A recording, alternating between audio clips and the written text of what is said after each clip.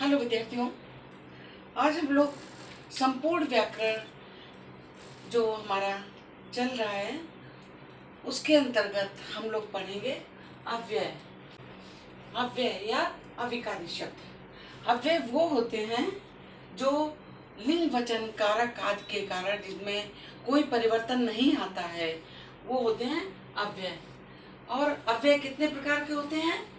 क्रिया विशेषण, संबंध बोधक, समुच्चय बोधक और विस्मयादि बोधक, 4 प्रकार के होते हैं। और आज हम लोग क्रिया विशेषण के विषय में पढ़ेंगे। क्रिया विशेषण भी 4 प्रकार का होते हैं। अब क्रिया विशेषण होते क्या हैं? इसे कहते हैं क्रिया की विशेषता बताने वाले शब्दों को क्रिया विशेषण कहते हैं। जो शब्द क्रियाओं के विशेषता बताते हैं वो क्रिया विशेषण होते हैं। ये तो परिभाषा थी कि क्रिया विशेषण किसे कहते हैं। उसके बाद उदाहरण देखिए, जैसे क्रिया की विशेषता बताने वाले शब्दों को कहते हैं क्रिया विशेषण। जैसे वह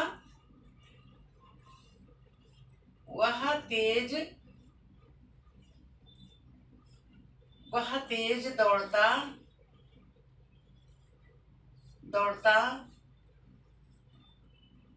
है। वह तेज दौड़ता है।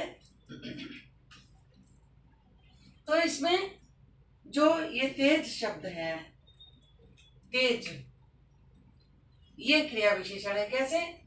हमने आपको बताया कि क्रिया की विशेषता बताने वाले शब्द को क्रिया विशेषण कहते हैं। तो दौड़ता जो है क्रिया है, इसकी विशेषता कौन बता रहा है? तेज। तेज दौड़ता है, तो ये हो गया क्रिया विशेषण। इसी प्रकार से एक और ले लीजिए, जैसे राम सुंदर लिखता है।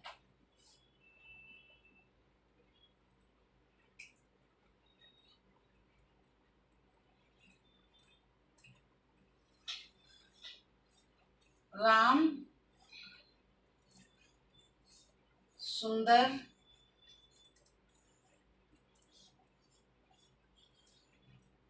सुंदर लिखता है।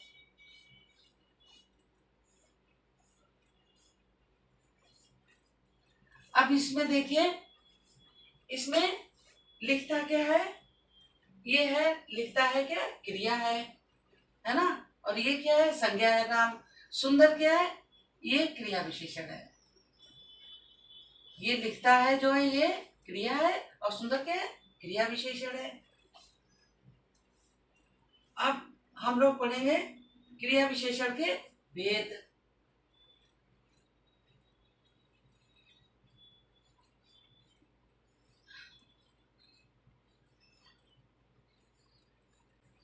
क्रिया विशेषण के भेद।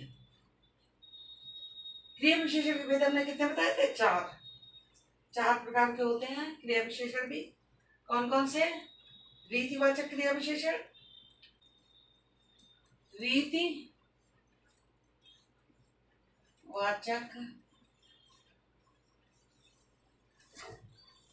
रीतिवाचक क्रिया विशेषण,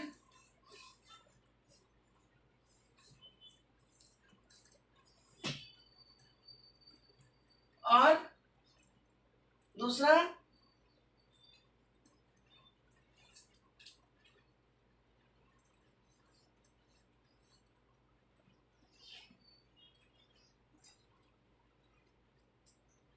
कालवाचक क्रिया विशेषण।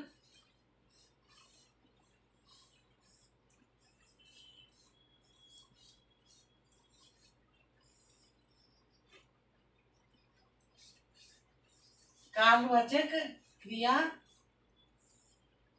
विशेषण, ठीक है, ये विशेषण हो गया आपका कालवाचक क्रिया विशेषण।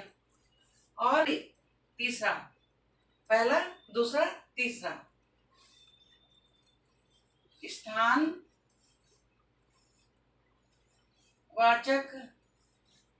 स्थानवाचक क्रिया विशेषण।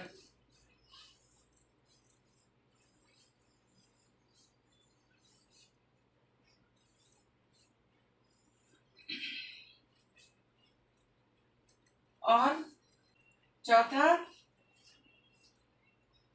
परिमाणवाचक क्रिया विशेषण। परिमाण वाचक क्रिया विशेषण। परिमाणवाचक क्रिया विशेषण, ठीक है। तो अब रीतिवाचक क्रिया विशेषण। रीतिवाचक क्रिया विशेषण क्या है? जिन विशेषण शब्दों से क्रियाओं की ढंग का पता चले, क्रिया के ढंग का पता चले, रीति का पता चले। जैसे वह तेज दौड़ता है ना, तो रीति का पता चला किस ढंग से दौड़ता है, तेज दौड़ता है, तो ये रीतिवाचक विशेषण हो गया। कालवाचक विशेषण में क्या है कि जिन क्रिया शब्दों से क्रियाओं के जो विशेषता बताते हैं शब्द, उनके समय का पता चले। जैसे कालवाचक विशेषण में क्या है? जैसे शारदा अभी आई है, शारदा अभी आई है। अब आई क्या है? शारदा अभी आई है हमने कहा, तो आई क्या है? ये हो गई क्रिया, और अभी ये क्रिया की विशेषता बता रहा है, तो अभी क्रिया विशेषण हो गया, माने कालवाचक समय बता रहा है, इसलिए कालवाचक क्रिया विशेषण हो गया। अब स्थानवाचक क्रिया विशेषण, जहां स्थान का पता चले। जैसे कि मोहन इधर आया, मोहन इधर आया, या मोहन घर आया, स्थान का पता चल रहा है, तो ये हो गया स्थानवाचक क्रिया विशेषण। अब स्थानवाचक क्रिया विशेषण क्यों कहा? क्योंकि आया तो हो गया क्रिया, अब इधर आया या घर आया, तो ये क्या हो गई? उसकी विशेषता, क्रिया की विशेषता बता रहे हैं, तो ये हो गया क्रिया विशेषण, माने इधर हो गया क्रिया विशेषण। अब अगला देखिए, परिमाणवाचक क्रिया विशेषण। परिमाणवाचक क्रिया विशेषण में क्या है? जैसे जिसमें माप तौल का पता चले क्रिया की। जैसे उसने थोड़ा खाना खाया, उसने खाना थोड़ा खाया, या वह दूसरा आप कर सकते हैं परिमाण में, वह कुछ आम लाया। तो ये कुछ जो है, कुछ, थोड़ा, उसने आम थोड़े खाए, इस तरह बोलना चाहिए। उसने आम थोड़े खाए, तो क्रिया पहले थोड़े आया, तो ये क्रिया विशेषण हो गया, ठीक है। तो ये परिमाणवाचक क्रिया विशेषण हो गया। इस तरह से आपने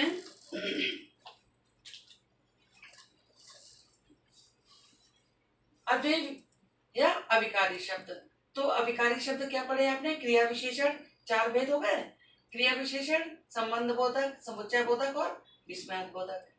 अब क्रिया विशेषण आज हम पढ़ेंगे क्रिया विशेषण।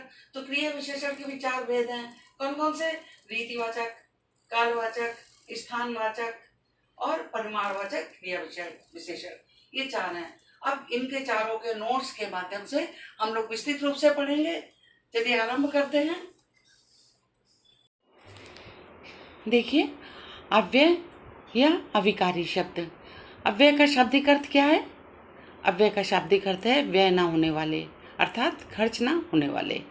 अव्यय वे शब्द हैं जिनमें लिंग, वचन, पुरुष, काल आदि के कारण कोई रूप परिवर्तन नहीं होता, इन्हें अविकारी शब्द कहते हैं। यह अविकारी शब्द मुख्य रूप से चार प्रकार के होते हैं: क्रिया विशेषण, संबंध बोधक, समुच्चय बोधक और विस्मयादि बोधक। तो अब सर्वप्रथम क्रिया विशेषण। क्रिया क्या है? क्रिया विशेषण क्या है? क्रिया हम लोग पढ़ चुके हैं। क्रिया की विशेषता प्रकट करने वाले शब्दों को क्रिया विशेषण कहते हैं। या आप इस तरह कह सकते हैं, क्रिया की विशेषता बताने वाले शब्दों को क्रिया विशेषण कहते हैं। जैसे वह तेज दौड़ा।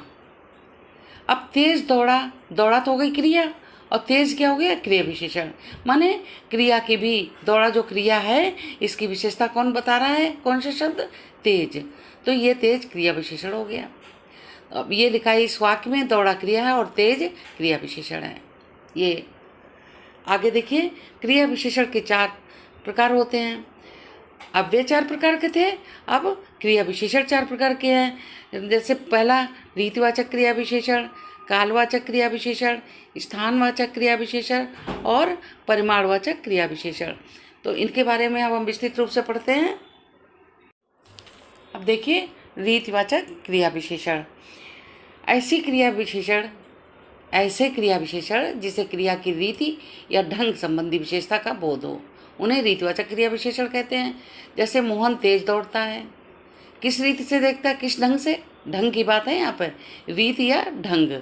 तो ढंग कौन सा है, तेज दौड़ना है। वह मन लगाकर पढ़ती है, मन लगाकर, कौन सा ढंग से पढ़ती है, मन लगाकर पढ़ती है। उसका आना अनिवार्य है, क्या अनिवार्य है, आना अनिवार्य है, अनिवार्य हो गया।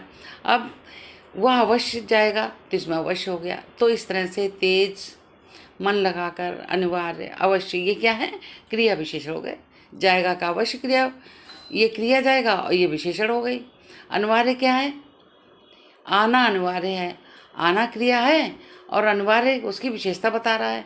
आगे देखिए रीतिवाचक क्रिया विशेषण शब्द, माने जो ये रीतिवाचक क्रिया विशेषण हैं वो शब्द, इनसे भी आप पहचान सकते हैं। ऐसे, वैसे, कैसे, कहाँ, किस लिए, इसलिए, शायद, वास्तव में, ना, नहीं, इन शब्दों से भी आप रीतिवाचक विशेषण पहचान सकते हैं। वैसे तो ढंग से आप, कि कोई कार्य हो रहा है किस ढंग से हो रहा है तो रीतिवाचक विशेषण होगा।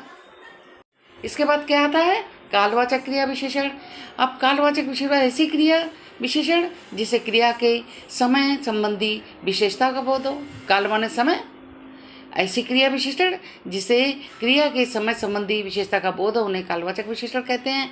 जैसे अनीता अभी घर गई है, राधा कल कहाँ गई थी, अखबार प्रतिदिन आता है, मैं आजकल सुबह उठती हूँ। तो अनीता अभी गई थी माने अभी समय को बता रहा है, राधा कल गई थी कल बता रहा है, अखबार प्रतिदिन आता है प्रतिदिन हो गया, मैं आजकल सुबह उठती हूँ तो सुबह, तो ये क्या है, समय बता रहे हैं, तो ये कालवाचक विशेषण हो गया। फिर आता है अन्य कालवाचक विशेषण। जैसे ये जो कालवाचक विशेषण शब्द हैं, ये जो शब्द हमने दिए हैं आपको इसलिए दिए हैं कि आप इनसे भी पहचान सकते हैं।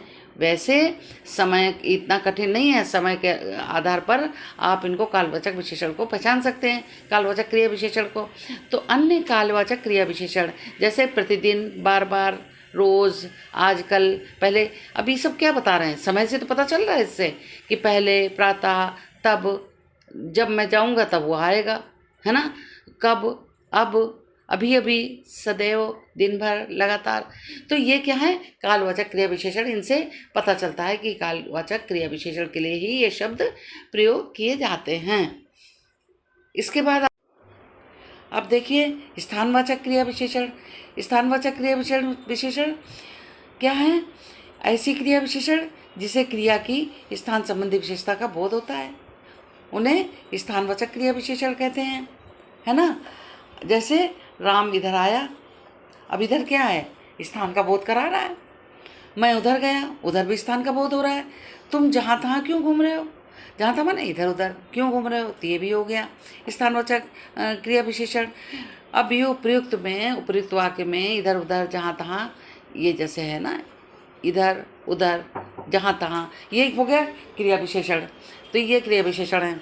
तो आगे देखो, ये जैसे ही आपको और हमने शब्द दे दिए हैं क्रिया विशेषण के अन्य, यहाँ, वहाँ, कहीं, कहीं, इधर उधर, दूर, पास, निकट, समीप, ऊपर नीचे, आगे पीछे, भीतर, बाहर, दाएं बाएं, चारों ओर आदि क्या है, स्थानवाचक क्रिया विशेषण कहे जाते हैं। इनके द्वारा भी आप पहचान सकते हैं, किंतु इतनी बड़ी चीज़ नहीं। स्थानवाचक आप ऐसे भी पहचान सकते हैं कि स्थान का बोध करा रहे हैं तो स्थान बोधक वाचक क्रिया विशेषण हो गया। अब आपका आया चौथा क्रिया विशेषण का चौथा भेद क्या है, परिमाणवाचक क्रिया विशेषण, एडवर्ब ऑफ क्वांटिटी।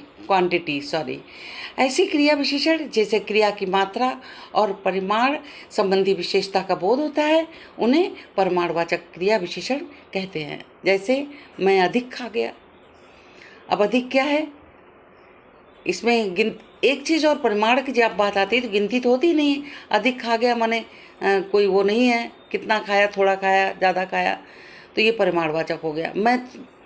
तुम जितना खा सको खा लो, अब जितना भी ये परिमाणवाचक हो गया। सीता पकौड़े थोड़े बनाना, थोड़े भी परिमाणवाचक क्रिया विशेषण हो गया।